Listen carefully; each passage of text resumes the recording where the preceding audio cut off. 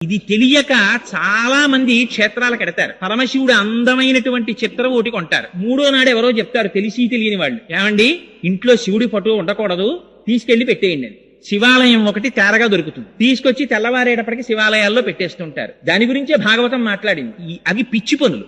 శ్రీచక్రం టీవీ. శివాలయానికి తీసుకొచ్చి శివుడి ఫోటో పెట్టేయడం ఏమిటి? నీకు మంగళం అక్కర్లేకపోతే, నీకు శ్రేయస్సు అక్కర్లేకపోతే, నీకు కళ్యాణం అక్కర్లేకపోతే, నీకు సుఖశాంతులు అక్కర్లేకపోతే నువ్వు శివుణ్ణి విడిచిపెట్టేసుకో, అభ్యంతరం ఏం లేదు. నీకు అశాంతి కావాలంటే, అమంగళమే కోరుకుంటే శివుడు నాకు అక్కర్లేదని చెప్పచ్చు. శివుడు అంటేనే మంగళం. అందుకని పోతన గారు, వ్యాసుల వారు నిర్ద్వందంగా చెప్పారు, నువ్వు శివుడు అక్కర్లేదని నిరీశ్వర యాగం చేశావు, అమంగళం జరుగుతుందని చెప్పి అమ్మవారు దేహత్యాగం చేసింది. ఏమైంది? మొదలెట్టిన యాగం తుదకి చేసినటువంటి దక్ష ప్రజాపతి యొక్క శిరస్సు తెగి కింద పడిపోయింది. మనకి నేర్పింది భాగవతం. శివకేశవుల మధ్య భేదాన్ని చూడకు, శివుడు